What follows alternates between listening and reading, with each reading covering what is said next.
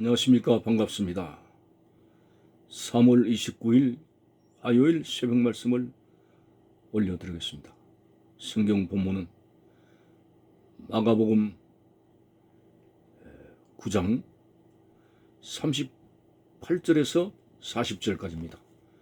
요한이 예수께 여짜오되 선생님, 우리를 따르지 않는 어떤 자가 주의 이름으로 귀신을 내쫓는 것을 우리가 보고 우리를 따르지 아니하므로 금하였나이다. 예수께서 이르시되 금하지 말라. 내 이름을 의탁하여 능한 일을 행하고 즉시로 나를 비방할 자가 없느니라. 우리를 반대하지 않는 자는 우리를 위하는 자니라. 아멘.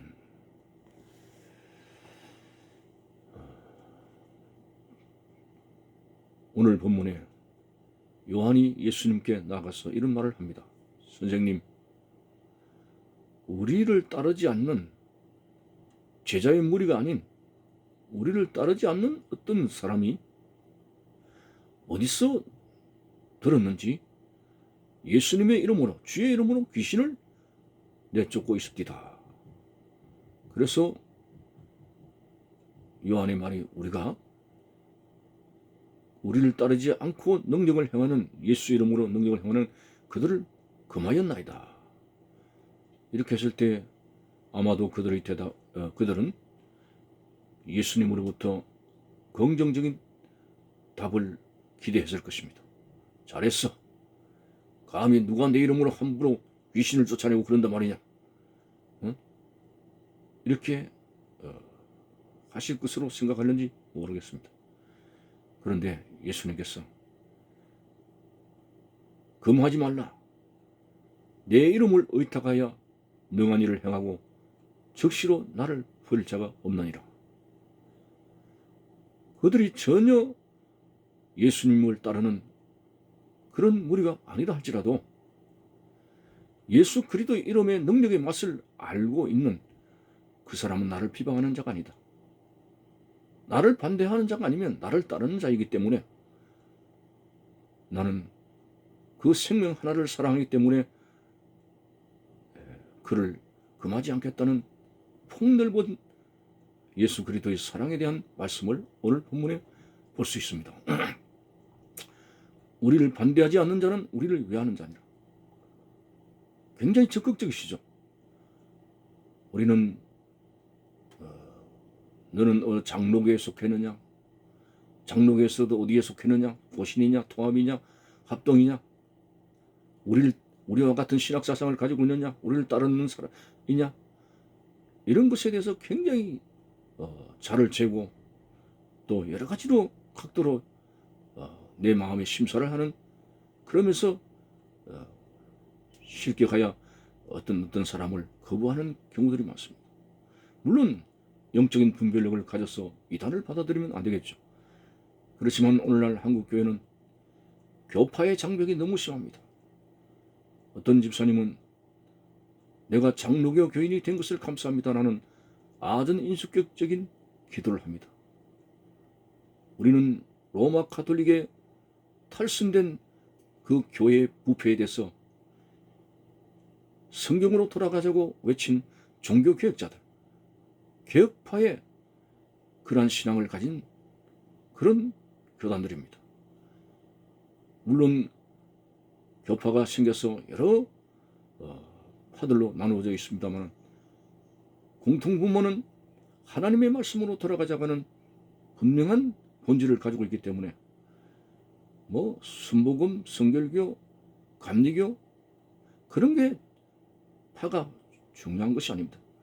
나름대로 교단의 교리가 있고 특성이 있기 때문에 존중해야 되겠고 다 같이 모두가 하나님의 말씀을 바탕으로 하고 있기 때문에 우리는 서로 특성은 있을지라도 같은 본질을 가진 신앙의 사람들이다.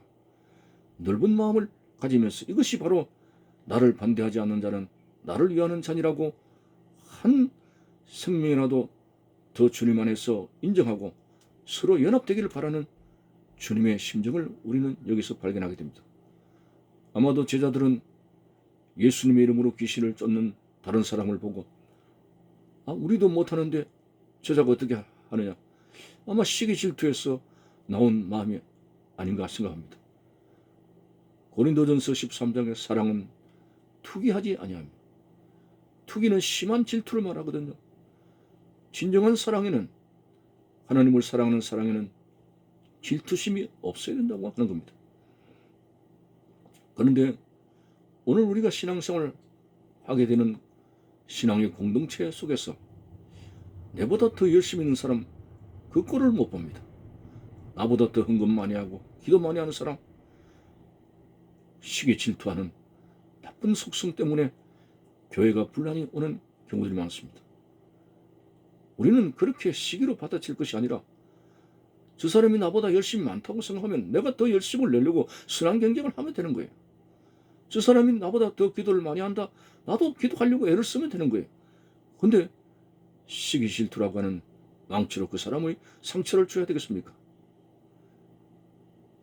세례 요한 제자들이 한 번은, 선생님, 예수라고 하는 그분이 나타났을 때에 우리에게 모이는 사람들이 다 그리로 갑니다.